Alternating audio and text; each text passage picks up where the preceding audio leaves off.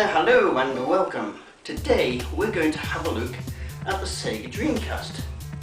This was Sega's 6th generation console and was launched in Japan on November the 27th, 1998.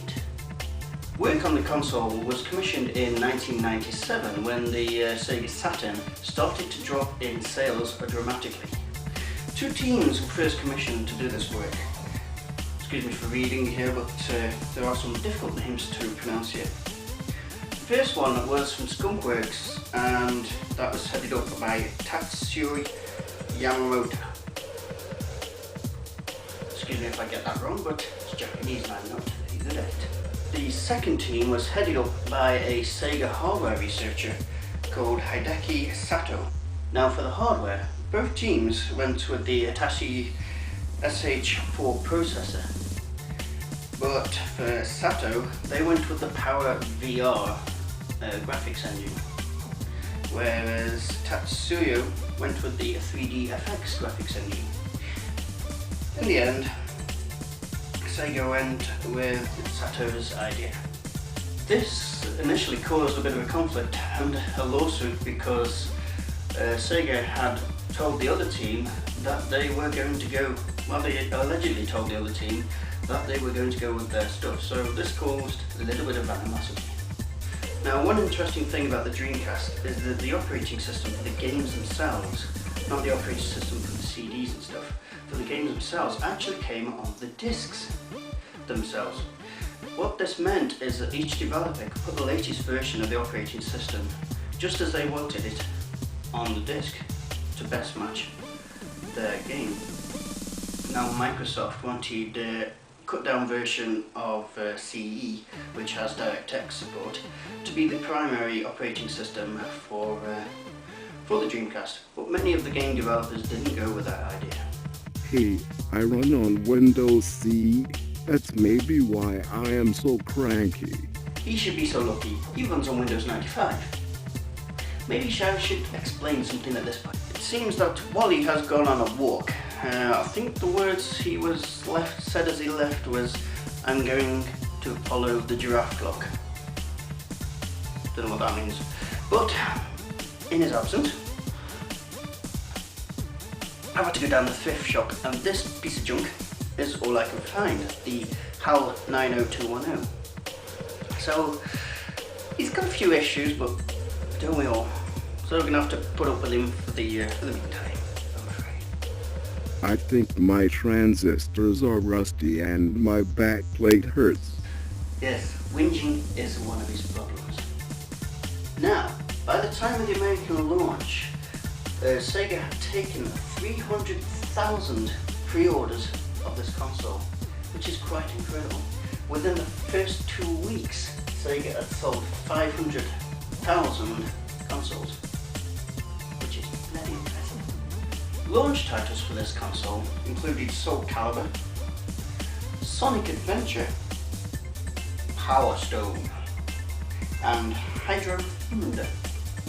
During the period July 31st and September the 30th, 2000, sales of the console rose by 156.5%, making this an extremely successful console. But there was a big problem on the horizon in the form of Sony's all-conquering PS2, which was the death knell for the Dreamcast. Finally, on January 31st, 2001, Sega announced that they would be stopping production of the Dreamcast by the end of March.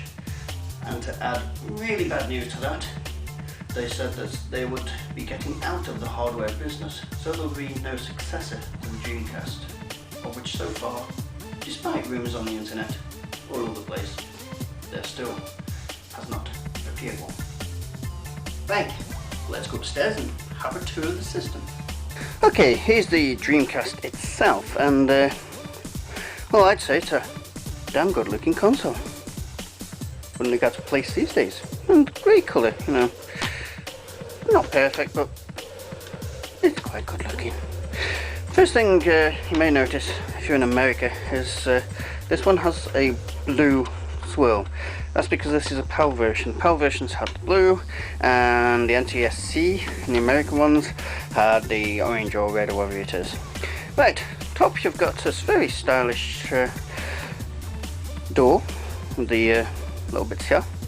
Power button to the left, symbol on off. On the right, got the open. Look at that, comes open, even at this age. Comes open nice and slow. So there's your GD drive. I think it's GD drive, don't quote me. On the front, we've got 4 port consoles. The interesting thing about these port consoles is they are the first, as far as I know, the first console ports to have a safety feature built in, where if you catch the cable, the ports pull out. If you think about like the Ataris, you're not going to get them out easily. You have to pull them. Well, these they just slide out. And this is the first console to get that. On the right here, because they upset Microsoft, we get compatible with Windows CE. Obviously, because not every game uses that system. To their disappointment. Right, on the right hand side here, I have a cooling vent, an expansion port.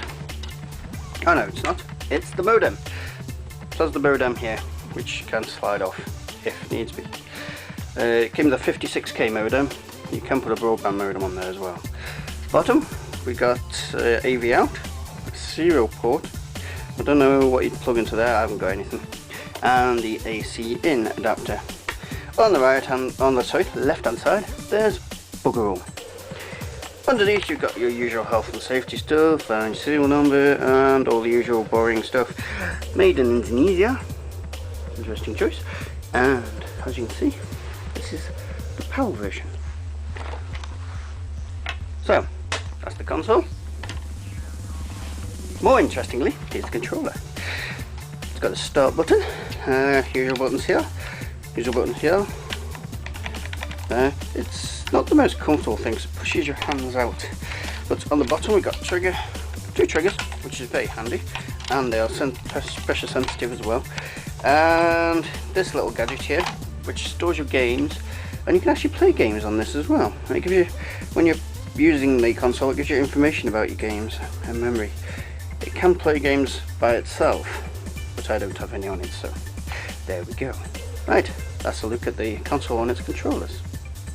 Now, accessories. Because of the unfortunately short lifespan of this console, it didn't come with many accessories. It did have modem adapters for countries that did not come with modems, and you could also get a broadband adapter for it. Probably the most interesting accessory it did have was a Neo Geo Pocket Link, which obviously enabled it to turn up to a Neo Geo. But the Neo Geo Pocket was a commercial failure too, so really didn't get used that much. As far as games goes for this system, there were 688 at the last count, but with the independents still developing and homebrews still developing for this system, this figure continues to grow. Now, if you do have interest in some software, here's a selection of videos that I myself have found, and I hope you'll click on these and enjoy looking at some of the software for the Sega Dreamcast. I hope you've enjoyed this video.